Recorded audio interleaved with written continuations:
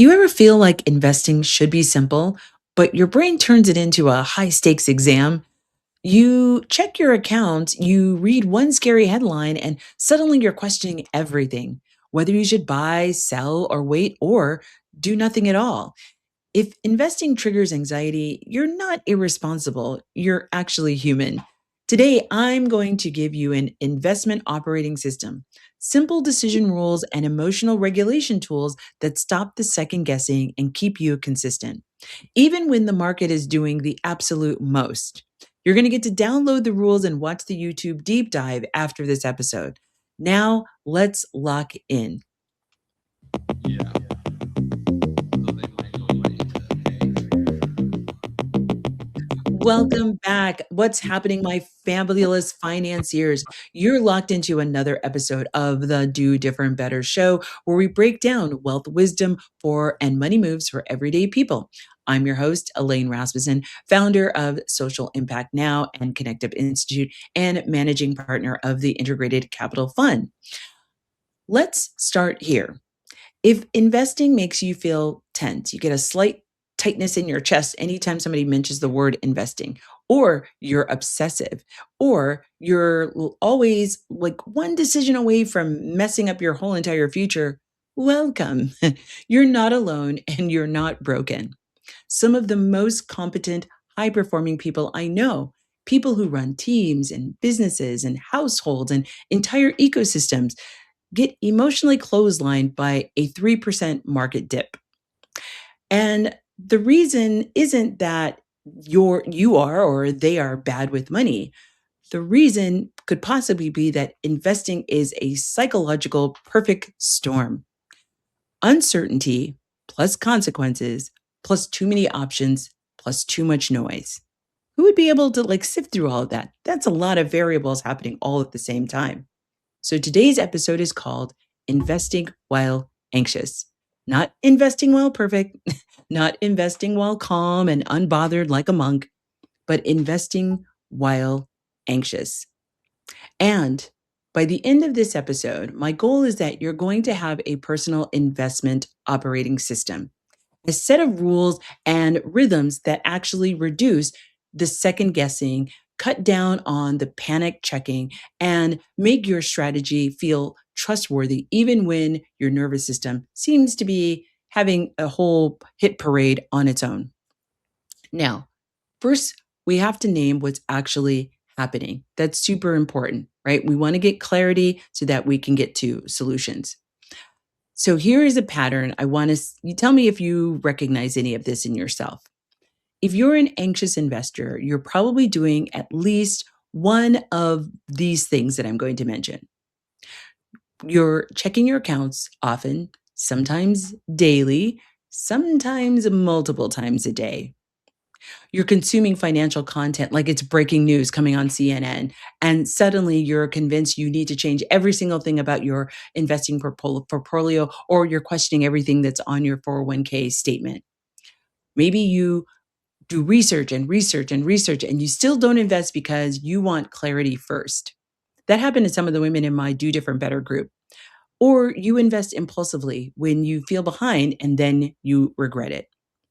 But here's the key: a lot of people think they're being responsible when they do this, and it's not, because there's a difference between actually planning and ruminating. Planning is something that's very, very specific. It's time bound and it ends in a decision. Something happens, an action is taken, some movement is made to create some forward motion. Rumination is repetitive, it's very emotionally loaded, and it ends in more thinking, not more doing. If you've been thinking about the same investing question for weeks, maybe months, and you haven't taken a clear action, one step, you might not be planning. You actually might be looping. You might want to check out my episode on that. And here's why investing triggers loops so easily. Your brain is designed to detect risk. It's not designed to manage portfolios.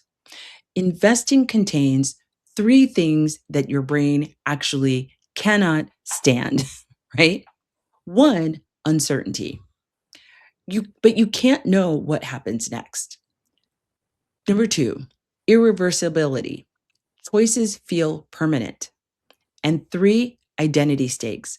Money decisions feel like they're a referendum on your intelligence or who you are as a person, not understanding that that's very different than the competency you may show in your daily life, in your job, in your profession. So here's the process in plain language. Here's what may have happened. You tell me if this sounds familiar. The market moves or a headline hits. Your brain interprets uncertainty as risk. Your nervous system tries to create control.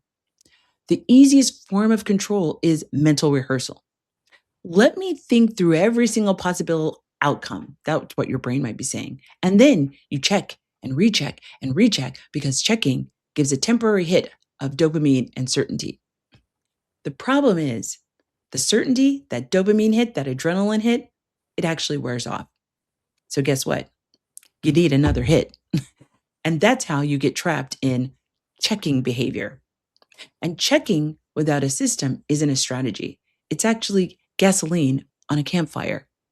Now, add social media to all of this and the financial media on top of that, you have a recipe for destruction. A lot of people think if I just learn more, I'll actually feel calmer. And sometimes learning does help. But when you're already anxious, more information often increases your volatility in your actual emotions. Because financial content is actually designed to grab your attention, just like everything else, whether it's on the media, on the news, or whether it's social media. It also is meant to trigger urgency. So that feeling of urgency you're feeling is authentic. They want you to feel that. It's set up to do that. They also creates the feeling that you're behind. And sometimes, and oftentimes, it's actually there to sell you something. So you end up doing what I call advice whiplash, right? Buy this, sell that, recession, soft landing, AI boom, crash is coming. We've got a depression, we're in a recession, right? And your brain goes, cool. So we can never actually relax. Perfect. Heard. Anxiety hates ambiguity, and the internet is ambiguity with a full on ring light and audience. Now, let's lightly bring in the wealth identity because people loop very differently. Wealth identity is how your anxiety will actually show up. This isn't a diagnosis, but it's more like a mirror to help you understand like where you're sitting. And I want you to listen for if any of this actually hits for you. You want the perfect strategy, you over engineer the plan, then you freeze because it's too complex. Those are my builders. The builder anxiety says, if I build the perfect system, I'll be safe. I'll feel warm and fuzzy. I'll feel good. For my caretakers, you feel moral pressure. You carry responsibility for others. So investing feels like I can't mess this up because people depend on me. The caretaker anxiety says, what if I fail them? Now on to my maximizers. Now, I love y'all. Y'all maximizers really, really do a number on yourselves. You compare, then you optimize, and then you chase for the best move. Maximizer anxiety says, I should be doing this better than how I'm doing it right now. But you don't really have the information or the tools to be able to do that. So it's an unacceptable expectation of yourself. It's unrealistic. And finally, my minimalist strategist. You actually avoid money administration at all. Then you check it in bursts, and that's when your anxiety spikes, not only before, but during, because it's been so long that you've been looking at it. You haven't looked at it. Your anxiety says, this is too much, and I'm not going to manage it until it's urgent. Same market, different nervous systems, but the result is always the same. So I really want you to think about and name your trigger because naming it will actually reduce chaos because I'm going to give you solutions that are going to be based on what your trigger is. Now, if you really want to name your investing trigger, I want you to answer these 3 questions. The first question is, when the market drops, do you check, avoid, over research, or sell? Number 2, what content spikes you the most? TikTok hot takes, CNBC headlines, Reddit chaos, or expert threads? And number three, what's your core fear? I'm behind, I'll pick wrong, I'll lose it all, or I'll never catch up. So you've got your identity or your trigger. Good. Hold on to that. Here's the reframe that's going to run through this whole episode. Your goal isn't to eliminate anxiety. Your goal is to eliminate impulsive decisions. And that requires an operating system. So, I really want you to think about what might be coming up for you. But coming up, we're actually going to be talking about the investment operating system. We're going to be talking about the purpose, the horizon, the cadence, and the decision rules. Because when you get to create some rules, this is how you're actually going to be able to overcome those emotional bursts. The whole idea of this is not to mitigate or not to stop you from having these emotional bursts or these adrenaline bursts or these anxiety bursts. It's okay to feel that. That's going to be your first impulse. That's going to be your default system. The purpose of this is not to try to change that. The purpose is to get to what happens next and not acting on that impulse, but giving that impulse a time to happen, subside, because you have something that is going to be a container that's going to help you manage it, right? Because again, we're always going to default to our baser instinct, right? And if you are an anxious person just by nature, if you're a caretaker by nature, if you're a maximizer by nature, you can work on changing that. That's fine. But that's not my goal here. My goal is let's identify actually where you are and what it means and what's triggering you and how you're being triggered so that we can actually map solutions that match that. Now, after that, if you want to work on changing your identity and how you cope with things, that's great. But that's a whole different thing than what we're trying to do here. I just want you to recognize that we're not trying to change who you are. We're just trying to recognize what are the triggers that you're dealing with and what might be the optimal way for you to counterbalance that, right? So I always think about this as first thought, second thought. Your first thought is the spike in adrenaline, the spike in anxiety, the spike in energy, the heart beating fast. But what's thought number two? Thought number two is, okay, I know that about myself. So here are the things that I have put in place to deal with that. So I can actually move something forward based on how I take in information, based on how I actually manage things in my life or how I see things, my perspective of how I manage things in my life. Okay. So, because rules and boundaries actually beat mood swings, right? Every single time, right? So, what is it? Rules beat moods every single time. So, we're going to be talking about this, about our new system coming up in the next part of the show. You're listening to the Do Different Better show. I am your host, Elaine Rasmussen. I will see you after the break.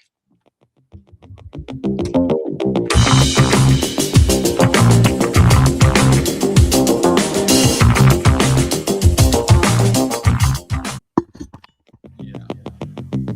So they might go away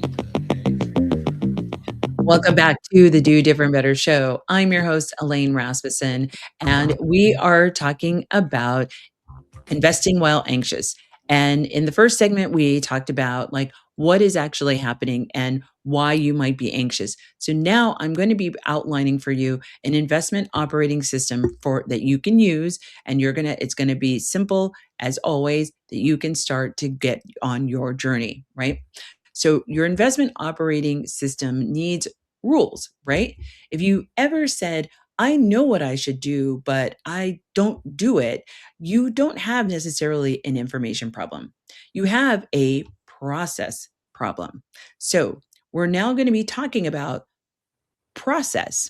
I'm going to be giving you a framework called your investment operating system or your iOS. And no, not the Apple one. Okay. Although, if Apple wants to sponsor the show, I'm emotionally available for that. I would love to see that happen. But this is your iOS, which is your personal system to reduce second guessing, right? We're going to end the second guessing right away because we also know with second guessing, it costs you time, right? And then you don't make a decision and then you miss out on opportunities. So here's what it is. It has 5 parts, right? 5. 1, 2, 3, 4, 5. First is purpose. 2 is time horizon, 3 is allocation, a simple allocation, and 4 is cadence, and 5 is decision rules. All right. So, first, let's talk about purpose. What is the money actually for? Most anxiety comes from very vague goals. And we've talked about that, right? If you don't know what the money is for, every market move feels personal. So, how do we define purpose? Is this going to be money for retirement? Is it going to be a house down payment? Is it going to be a freedom fund? Is this for your kid's future? Is this for I want options fund, right? Meaning I can quit my job or some other kind of wonderful, amazing thing. I want to travel around the world, whatever the case may be is. If your purpose is long term, you can stop reacting to the short term noise because you're clear on like, this is what this money is for. Number 2, time horizon. The anxiety reducer nobody uses, unfortunately. Time horizon is how long until you need the money. And here's a simple rule. If it's under 3 years, this isn't investing money. This is protect the principal money, right? If it's 3 to 10 years, you can take some moderate risk, take a balanced approach, some things that might be high risk, high return, and low return, low risk. And then 10 years or more, you can tolerate some volatility because time is actually going to do the heavy lifting. A lot of anxious investors are accidentally investing short term money and then wondering why they can't sleep at night. If you are investing money you might need soon, your anxiety is not irrational, it's accurate, right? Number 3, allocation. Simple beats clever. You don't need a complicated portfolio to be successful or to get to your wealth goals. What you do need is consistency. A simple allocation you can explain in one sentence is better than a complex allocation you abandon when you're stressed or you're reacting to some news, some headline on TikTok, right? Or on the news. If you're using retirement accounts, you can often use a broad index funds or target date style allocations. It's simple, it's diversified, it's boring. Boring is a wonderful feature, right? Cadence is how you contain checking and prevention of emotional trading, right? Because that's not what we want. We don't want to be just responding in the moment, right? Because we're feeling some kind of rush of blood into our brain. I want you to pick one thing. I want you to do a monthly review or a quarterly review. Often this is best for long-term investors. But here's the boundary I want you to keep. You can notice what you're feeling. You can write down questions you have, but you don't change the plan. The one change eliminates, this one change can eliminate 60% of your anxious investing behavior, right? This is where we convert emotion into structure, right? Especially if you're doing this on your own. Now, if you have a wealth advisor, they're trained to do that. So, but decision rules are if then statements that remove negotiation with yourself and going back and forth and then delaying decision making. I'm going to give you a starter pack and that you'll get to personalize later. So here's rule A, the 24-hour rule. If you feel urgency to buy or sell, then wait 24 hours. Very simple. Rule B, the headline filter. If I'm reacting to a headline, then I do nothing until my scheduled review, whenever that is, whether it's quarterly, whether it's monthly, whatever the case may be is. And rule C, the checking boundary. If I check accounts more than once per week, then I'm in anxiety, not strategy. And I returned back to my cadence, right? Rule D, the new money first rule. If I want to buy something new, then I fund it with new contributions, not by selling my core holdings, right? Rule E, no panic sales rule. If the market drops sharply, then I do not sell based on fear. I follow my plan, right? Now we add emotional regulation because a rule you can't follow under stress isn't a rule, it's actually a wish. When our anxiety spikes, you can do this. Number 1, name it. This is uncertainty. This is comparison. This is fear or regret. Number two, park it. I'll review this on my cadence day. Again, whatever you decide that is. Number three, contain it.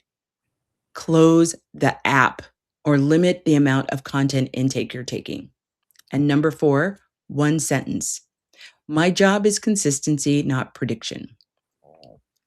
That sentence matters. It tells your brain what the job actually is instead of your emotion telling what the job is. Because the anxiety thinks the job is to predict, and it actually isn't. No one, no, now one more tie in into what actually matters. And this is our buffer and our brick house, right? Anxiety proofing your investing. If you don't have a buffer, cash that you can use for surprises, your investments become your emergency fund. And that's not what we're trying to do. And that makes every market drop feel like it's a threat to your safety, your financial safety, your emotional safety, your physical safety. So the system is your buffer actually handles your surprises. Your investments handle your long term goals. Those are two different things. And your brick house, which is your emergency fund, protects you from life's big punches. When your buffer is missing, investing anxiety is actually going to go through the roof because you're not just watching a number move, you're watching your perceived safety move. And that's what's really causing all of the anxiety within your heart, right? That's what's making you feel sweaty. That's what's making you feel like not being able to sleep. So if you're anxious, I want you to check this. Are you investing money you might need for a near term issue because your buffer is already thin or maybe non existent? If the answer is yes, the fix might not be more courage. It might actually be you need more buffer. So, coming up in in our next segment, I'm going to be talking about how to actually apply these rules to real life scenarios. I'm going to talk about how do you apply them to market dips, how to apply them to hype that you might be seeing. I'm also going to talk about the I'm behind spirals and what are some of those lump sums so that your system actually works in real life.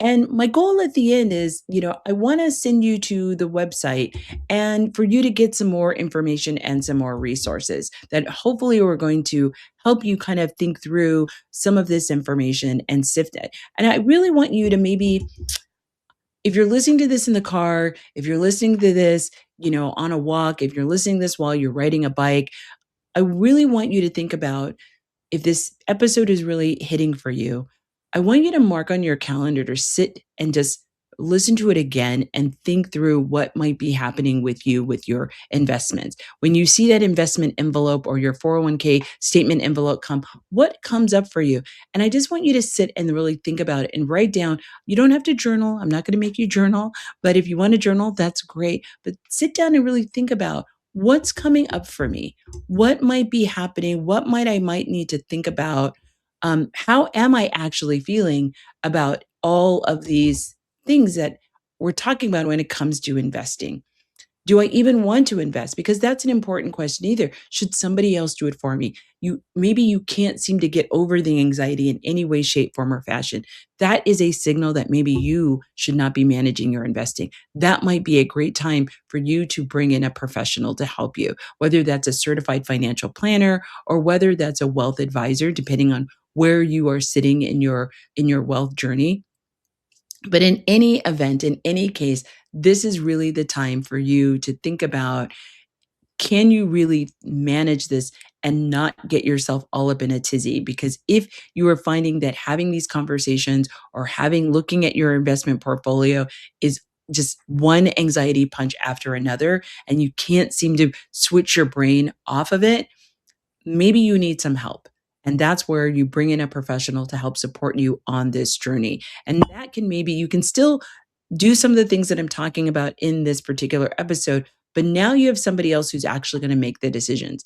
And you can now be able to say, hey, I'm going to have a quarterly call with my certified financial planner. I'm going to have a quarterly call with my wealth advisor to be able to talk through some of the headlines that are coming up. And I would recommend that you make that call 20 to 30 minutes because here's the thing, if you make that call for a whole entire hour, all you're going to do is create more anxiety and more spin that's happening in your head, and that's not fair to your wealth advisor, right? And it's not fair to you, quite frankly. So I really want you to think about if you're going to go that route, or maybe you already have a certified financial planner you're working with, or maybe you already have an advisor. And if you really need that level of care, schedule a quarterly call, make that call 20 minutes. So it's not an opportunity for you to just go down the rabbit hole, but it's a time for you to check in, say what you're worried about, hear what a professional has to say about it, and get off the phone. The whole idea is to turn our brains down, right? Now, coming up in the final segment, I'm going to be talking about getting super, super practical. Right? Because I really don't want the spirals to become more than what they are.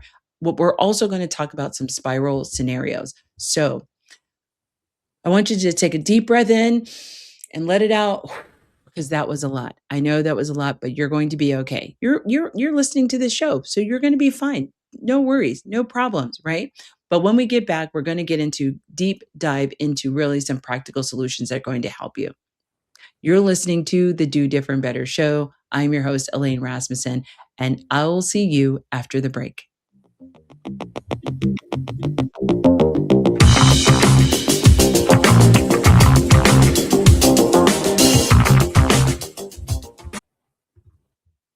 Yeah.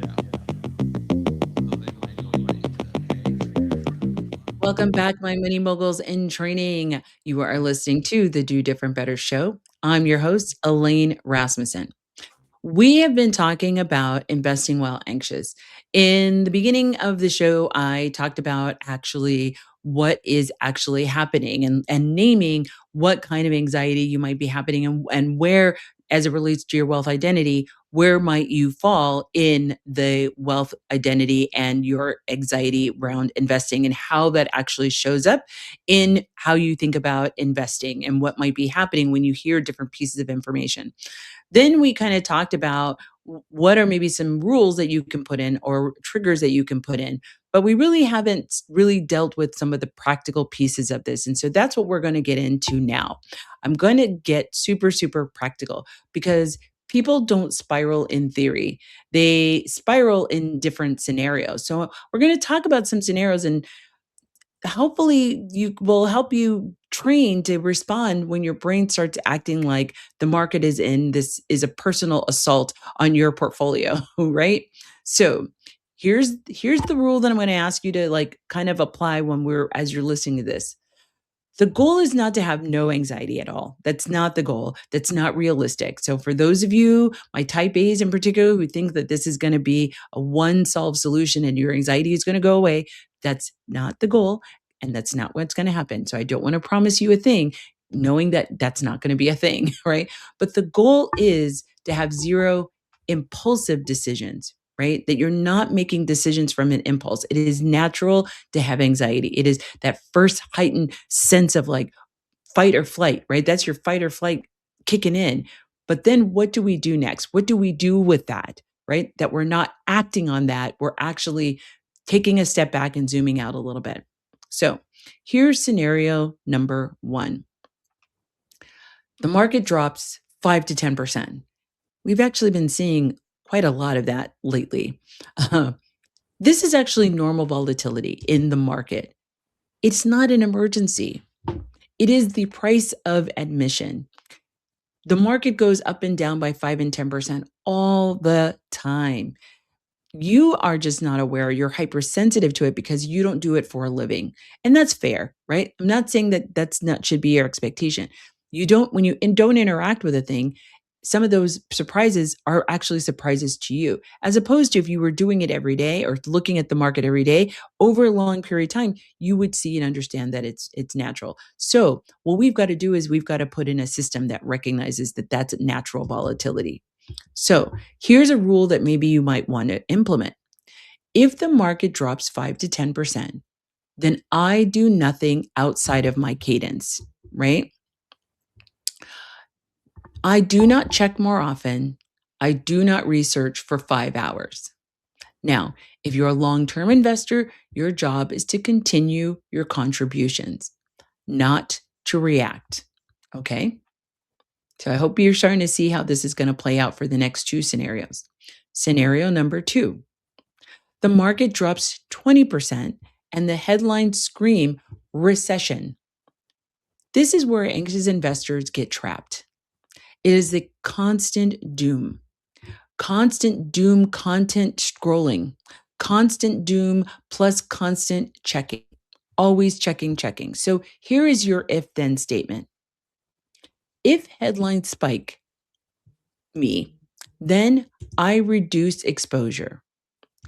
News windows only or two sources max. That's all that I'm going to do. If I feel panic, then I return to my plan, allocation plus cadence plus rules. And if your plan includes rebalancing, you do it on a schedule and not on adrenaline. Okay. Scenario number three. This is what I call hot stock, crypto, AI hype, whatever. This is where people get FOMO or fear of missing out. And they start selling some of their stable holdings to go chase a story or quick money fast. So here could be your if then statement. If I feel FOMO, then I will wait 24 hours before I do anything. If I still want it, I can allocate a small sandbox percentage of money that I can afford to lose without touching my core investments. Sandbox keeps curiosity from becoming sabotage and ruining your whole entire portfolio. And if you don't want a sandbox, great. Then your rule can be I don't invest in hype, period. Stop. Done. Scenario number four, you get a lump sum of money, a bonus, an inheritance, a tax refund. This is another place where anxiety and perfectionism can collide. You feel pressure to do something with that money and to do it right. And so you're so caught up in trying to do the right thing, you do absolutely nothing. Or you drop it all at once and then obsess daily about what you did with it and whether that was the right thing or the wrong thing. So here's your if then statement. If I receive a lump sum and I feel anxious, then I stage it. I'll invest X amount over these amount of weeks and these amount of months. Or I can use a preset plan, 50% now and 50% over 6 months, whatever you choose. Maybe you decide 50% I'm actually going to invest in making an improvement on my home or putting it into my buffer account. Or, and I'm going to take 50% and I'm going to put it into a 1 year CD, which is going to go into my brick house emergency fund. Whatever the case may be, these are just suggestions. I'm just trying to give you ideas of what you could possibly, how you can create these rules for yourself when you write them down. The point is that you decide the plan before the emotion takes over. Now it's not eliminate your emotion. That's not the goal, is that your emotion doesn't take over your decision making. That is the goal. Here's scenario number five, the I'm behind comparison spiral. This one is really, really common, especially in the day of social media, and it is super, super painful, right? You can see someone online claiming massive returns and you think, ugh, I'm failing. I'm failing miserably. I'm so far behind. Comparison triggers urgency, and it's a false urgency, right? It is not real. But your brain thinks it's real because it doesn't. Plus, you've heard the placebo effect. Whether it's real or not, your brain thinks it's real, and it makes decision and sends signals throughout your body as if it were real. Urgency triggers bad decisions, right? So here's an if then statement for you. If I fall behind, then I do not change strategy. I can change my contributions. That's the actual move, right? I can change the amount that I put in up or down, right? You can increase your investing rate by 1 to 2% or set a very specific monthly increase every month or for a term amount of months, 6 months. For 6 months, I'm going to increase by 1% or 5% or 10%, or I'm going to do 3% for the next 12 months, whatever you want. But the whole idea is that you now have a container and that container is consistency, and consistency beats drama. Scenario number 6, unexpected bill triggers. The car breaks. A kid needs a new something. There's a medical copay you didn't expect, or a home repair, or an insurance deductible because you got into a car accident because of the winter weather. And your brain says, should I sell my investments? Here's an if then statement for you. If an unexpected bill happens, then I will use my buffer first and not my investments. If my buffer is not enough, then I will use the next safest source of income or money or funds. I do not raid long term investments unless it is a true emergency, right? Maybe it's a long term medical crisis. This is why buffer exists, to protect your investing plan from the things that happen that we call life. Now, I want you to build your personal iOS out loud right now, 5 prompts. And so we're going to do this in 3 minutes, okay? So you're going to say it, you're going to write it, and you're going to put it in your notes app. Okay, I'm going to go slow for this one.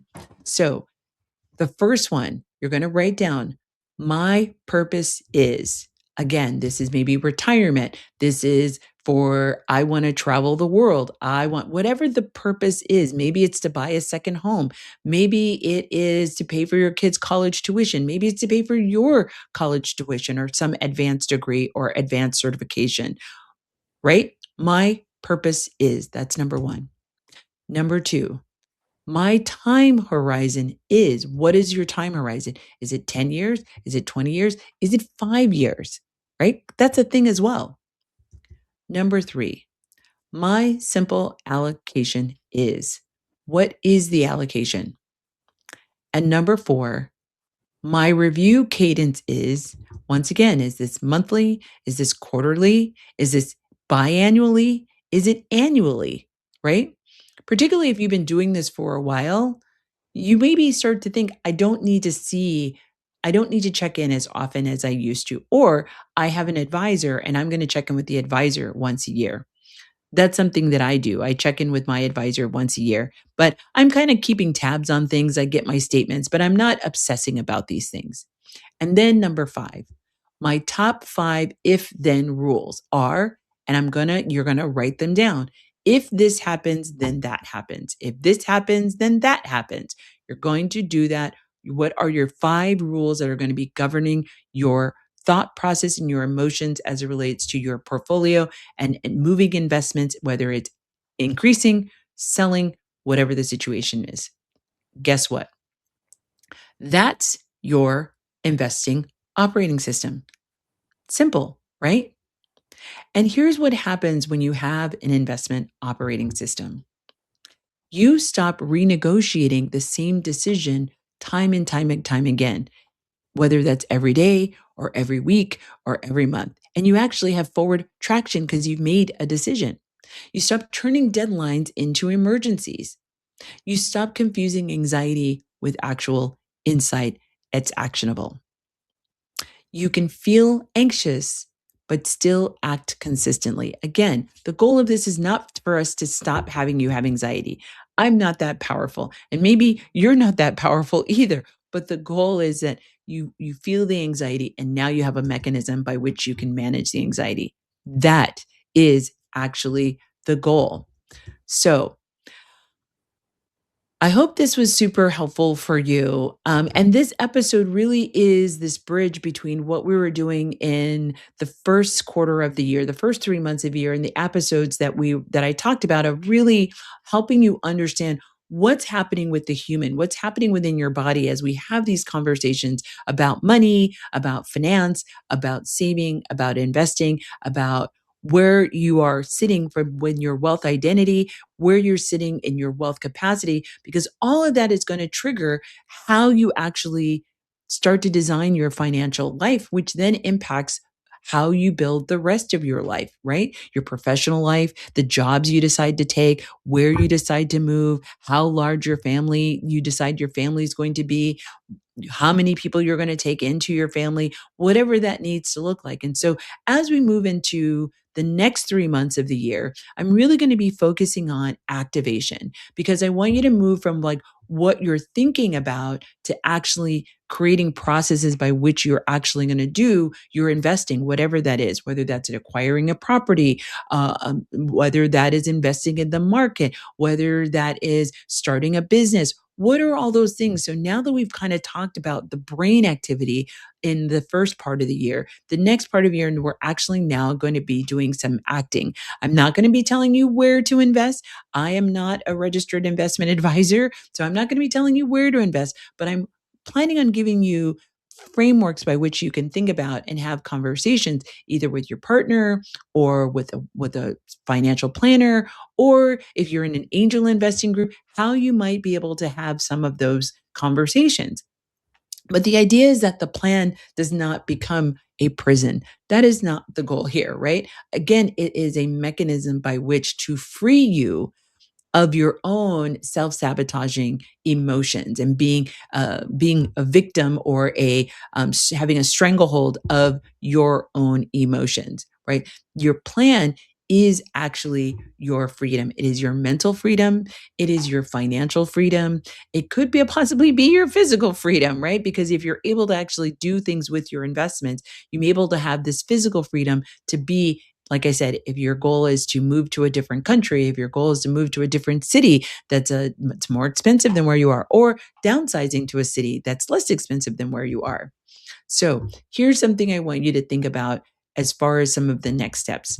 I really want you to bookmark this episode, maybe re listen to it again while you're able to sit down and concentrate. Maybe it's on your next cadence day. You're going to schedule to listen to this episode. Maybe you're going to sit and listen to it with your partner and get their feedback on what they're thinking about, or a really good friend where you're both on a solid money journey together. But what you can do is you can go to the website and you can download some of the resources that I'm talking about here that are going to be made available to you coming up. So, and I'm going to be doing an even deeper dive on YouTube so you can go and catch that there as well. So what you're going to look for when you get to the website is the anxious investment decision rules. It's an if then playbook that you can print, you can save and actually use over and over and over again, because also your life is going to change. So the way you're going to be approaching things now could look very different in a year from now. So you can come back, you can listen to this, you can replay the episode, and you can reprint out another copy of the playbook and then do this exercise all over again. But here's something that I really want you to remember. Your rules will beat your moods every single time. And consistency beats prediction and chaos, right? Because when you are consistent, it doesn't matter what the storm is. You know exactly where you're supposed to be standing. You know exactly what you're supposed to be doing. And that doesn't mean you can't change. But the whole idea is you now have a mechanism and a plan and an operational system on how you're going to react and respond. And calm isn't the absence of volatility, right? You can be calm in a storm. It's the presence of a system that actually starts to create this level of calm so that you can actually be able to navigate what might be coming or what is actually already happening. So, I hope this was useful for you. I definitely hit me up on the website, send me a note on the website, send me a comment on the YouTube channel. I really want to hear from you all of what's helping, what is resonating with you, what would you like to see more of, what would you like to hear less of, right? Particularly as we move into the next quarter of episodes and thinking about what activations would you like to see? What kinds of things would you like to hear? Are you thinking that you need help with? And this can be around a broad spectrum of thing. Is it actually investing in real estate? Is it investing in the public market? Is it investing in the private market? We're definitely going to redo an episode on the different asset classes. What are the different investing options that are available to you? Because there are different investing options that are available at different parts of your wealth capacity journey, right? As you move through your wealth capacity, different things start to open up. Also, there are different opportunities that open up depending on how much wealth you have. So, depending on where you are, different investing opportunities begin to open up as you move from being a non credited investor to an accredited investor. And we'll talk more about that going forward. But I want you to start to get ready. And if this is your first episode that you're listening to, definitely go back to the first episode of the year and listen to all the episodes coming up. But one of the things I definitely want to share with you, we're getting ready. We're now on our 95th episode. That's so amazing. And I want to thank you for all of you who have stayed with the journey. I definitely want to give a big shout out to my partner, my radio partner, AM 950. But we're definitely going to have if you're in the Twin Cities, we're going to be having a little shindig to celebrate our 100th episode coming up. I'll have more on the website and more on my Instagram at Do Better with Elaine. And I hope you come out and join me at our little shindig. We don't have all the plans set just yet, but when we do, we'll be definitely making a big announcement and sharing that with all of you. But as we start to wrap up this episode, I hope that this investing operating system is giving you a little different perspective to maybe reduce your anxiety, but also give you a framework by which you can make better decisions on how to manage your investing portfolio, whether you're just a beginner or you're a little further along and you have some investments. I hope this episode was helpful for you. You've been listening to the Do Different Better show. I'm your host, Elaine Rasmussen. I can't wait to see you next time when I help you do different better.